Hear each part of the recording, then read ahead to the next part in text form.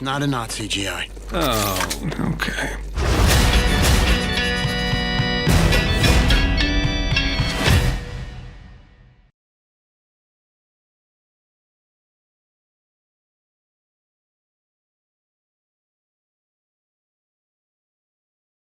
Let go. Hey everybody, welcome back to Spin Rack. I'm here with my boy PD. PD, say what is up? What's going on? So Selector, we're going to be talking about Creature Commando. Do you want to give a little background on that? No, you can give some background on that. So of course, we have a resume in with James Gunn, and with DC, he's the now new Supremo of DC, and he's finally starting to roll out the official DC studio shows. The first shoe that he was going to call was Creature Commandos. I know when we first talked about it, I think we thought it was nuts. Like, why would he want? But basically, he's done Suicide Squad, right? That's what Creature Commandos basically is. But what's the name of her? What's she? Flag and Waller. Waller is no longer allowed to use humans subjects in these adventures of hers. So she is using creatures, the monsters. So she basically gives Flag Senior. I don't know what happened. Flag Junior died, but Flag Senior Died in the movie. Died in the movie, the Suicide Squad movie. So she basically gives them the bride, who's the bride of Frankenstein, GI Robot, who by the way is Sean Gunn. He also plays the Weasel, the character everybody hated in the Suicide movie. And we still hate him. We have Dr. Phosphorus, who's a creature who's like... He was a Batman villain. Not Clayface. Clayface isn't there yet. We have Frankenstein's going to be showing up, but he's not there at the moment. And actually, Frank Grillo is Rick Flag Sr., and who's the one running the show. And we also have... There's one more character I'm missing, right? I think that's basically it right now. The water one. The water chick. Yeah, the water... I don't know what her name was. She just call it Shape of Water. It's the same thing. Yeah. Until she does something very violent.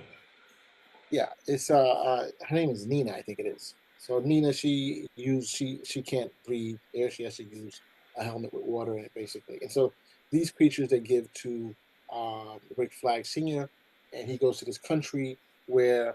Goes to Russia. No, it's like Polkistan or something like Polkistan. Kind of like a Russian, Czechoslovakian type.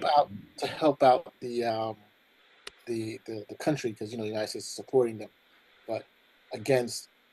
I think it's Calypso. Is it Calypso that's going against it, or is it Cersei? Yeah, I thought it was Blackfire, but it's close.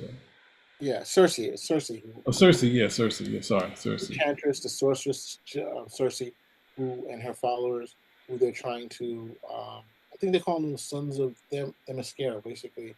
The sons. Yeah, the men of Themyscira. Some weird, wacky thing that's going on here. Keep going. So while they're sending these guys to confront them, so they don't take over the country and stuff like that. And of course, they are now, instead of normally Suicide was Task Force X, this is like Task Force M, for monsters and stuff. So that's the basic premise. They go out there and, as usual, they start causing. Now this was just like it. This is a two episode premiere, right? Yep. We got to set up on who and what they are, and then we start finding out the stories of them. So the second episode really is about the bride, and we find out who and what she is. She is the bride. Was supposed to be the bride of Frankenstein. She rejected him, fell in love with Dr. Frankenstein, who she had a relationship with, which is they're basing it from the book. The idea that they're mashing the two together.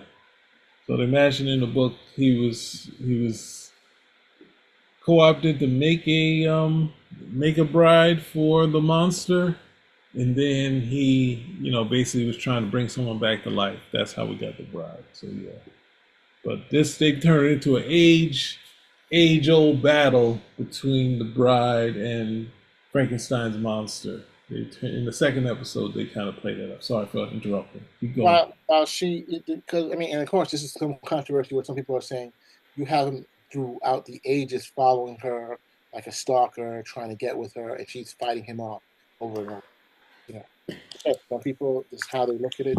Somebody looked at it like that. Yeah. he just I wants to. kind of I looked at it like do I have this here? I don't know if you can see it. No, I can't see it. I didn't put it up yet. Oh, but you said I don't know if you can. No, that's gonna be too small. Keep going while I find this. Basically, there's a series, this book Angel. You know the Angel TV character. Yes, from Uh, Buffy the Vampire Slayer. so since Angel's an age-old vampire, at one point he was a bad guy. And John Byrne was cajoled to do some Alien, also Angel comics. He turned to them and said, "Hey, what about Angel versus Frankenstein, right?" Yeah, And we got, if you can see, this would be Burns' version of the Frankenstein monster. An Angel in the background. Angel was a good guy. He turned in good, but it was the age-old battles where they were battling. And then you also had, he did two of them. I think, he was thinking he would keep going, but in this one, you see the dark monster on the side and the woman. That's the stuff that's on the, I guess would be, it's on my right. Yeah, it's on, on the right side. You see that monster in the background. There's Angel in the middle and the girl in danger. Basically, that would be their first meeting, where the monster has now taken the name of Frankenstein and saying, "Hey, this is my birthright. I was created by Frankenstein. I am accepting the name of Frankenstein." But that was an age-old battle between the two of them. So it's not to say that they got it. I'm not saying they got it from Byrne, but something similar, because people have done age-old battles between people all the time. They've done it with the Skrull, and they had I think from the X-Men, they had the Skrull and the Kree fighting on the moon for days, like just continually fighting each other until they turned it into the deciding factor between the Kree and Skull War, who wins this battle. So, I think I don't have any problem with it. I think people get into their weird thing about it. It's like, um, I think who's that thing? Also, who's that guy? David Harbour. Hancock. His character had this tension with Charlize Theron, like Charlize Theron character, where they were two age characters that were in love, but when they get together, the whole planet shakes. So instead of being kind of stupid about it, there was good reason. If you read the book of Frankenstein, you know why the monster once. I got this here, the illustrated thing of Frankenstein with an imagined look from what's described here, not the, what's it, the Boris Karloff version. Basically, the monster wants something of a creature similar to himself, and Frankenstein is like, that might not work. She might not like you. And the thing is, he shows up. He's not doing anything wrong to her. He's showing up trying to show love, even though he kills people. He's a monster. What do you expect? So, yeah, what can you do? People try to find their way to be like, it's all right for girls to chase guys, and no matter what, go to colleges where the guy goes, all this crazy stuff they are, show up, stalk them, that sort of thing. When this guy chases, it's like because of the, obviously you guys have done, terrible things. You can't even hint that stuff without someone turning around and being like, hey, this is wrong. And you're perpetuating a terrible thing that kids can watch. And, nah, this is obviously for adults. And anyone that takes on TV and follows it, they already got to be touched. So I'll leave it at that. Yep. I mean, it's Frankenstein is one of the classic villains, and you're right. If someone doesn't like it, it is what it is. But coming back to the show in and of itself, what did you think of the character? I mean, we have the one thing I like always about we liked in gun shows in terms of Suicide Squad as well as with um, Guardians of the Galaxy is that these characters are always like squabbling and fighting, and you know you're having characters going through a bunch of different things. It's not like they're all kumbaya getting together. There's a lot going on, you know, and it's sometimes a lot to understand. But he's clearly mastered dynamics of the group dynamics of shows together. So basically, like I said, this is like if you've seen Guardians of the Galaxy, if you've seen his Suicide, this is definitely more a hard R in terms of the Suicide. It's Um, adult. It's definitely an adult cartoon, just like what's that thing? Harley Quinn. Harley Quinn, yes, Harley Quinn. No, the crazy part of it is that the Harley Quinn movie was so PG-13. The only skin that they showed was pulling open Rosie Perez's shirt, and she's got her bra on. So that's as much skin as they can show. In these DC cartoons, there's sex, blood, and more sex. Yeah, this is not the old DC animation. Yeah, so This is DC where Studio, so just so you know. they're just like, whereas DC with the Batman cartoon, they finally figured out animation and they just got better over time. Now they're giving you the Family Guy, blood, guts, and sex. Yo, their bloods and their sex. So But I didn't really. overall, overall, I mean, what do you did you like it? Did you not like it? Let's get down to the I don't brass. think. I think. I think they're trying to go against the mold. So they go for a mission, but basically it's not really about the mission. It's about the characters. So it's like I don't even know if the plot matters because they're at this house, they go to this mansion, they're there to protect the girl, and most of I guess it's the first, is the fight between Dr. Phosphorus and Flag. And that, where he turned, so it's saying, hey, we could kill, I want to get the thing so he can't kill us. But then Waller could kill them if they get free. And then the bride and the water girl, Shape of Water, they escape and they go to like just they go out and then they ran into Cersei and they almost get killed there. So and then all the subplots of Frankenstein's monster, we get to see, to save them at the end of the episode.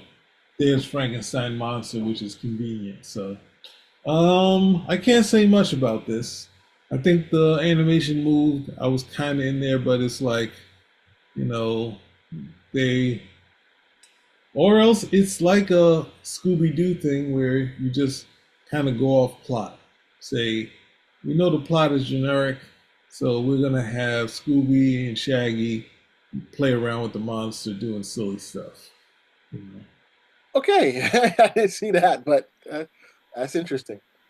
I mean, look, I think I like it. I like this. I got to say, this is a definitely much more grown up DC studio. I think I like James Gunn's type of humor.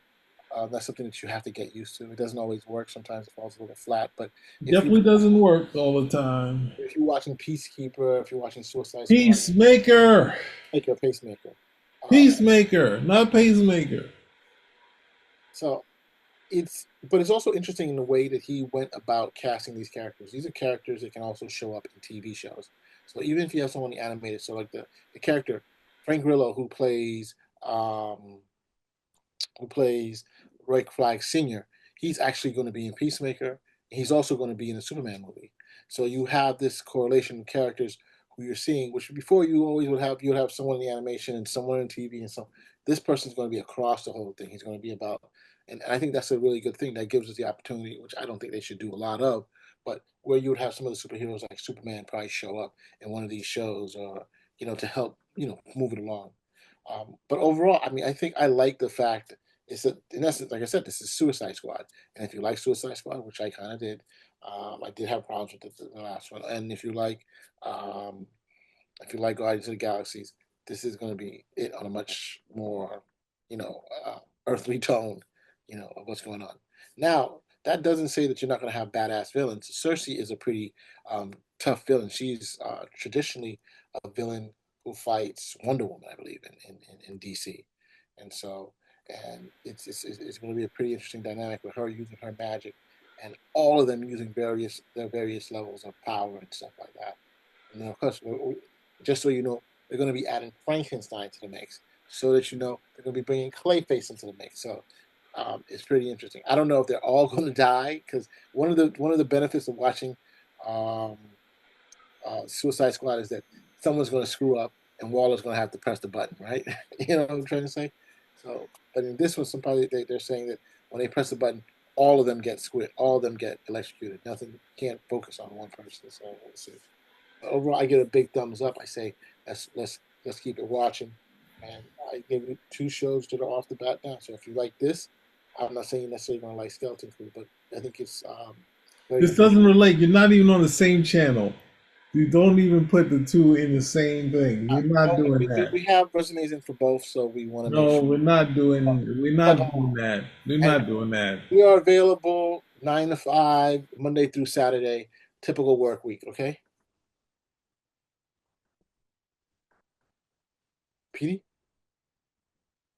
What? I'm not with it. Yeah, we're working 6 days a week. That's we got to tell. We got You're to not. No, We no. have to I'm do working this. 6 days a week on this show. I don't know about the rest of y'all. Oh, there it goes, man. This guy clearly has issues. So let's wrap it up here. If you like what you see, give us a thumbs up, comment, subscribe. Spin rack. We're out.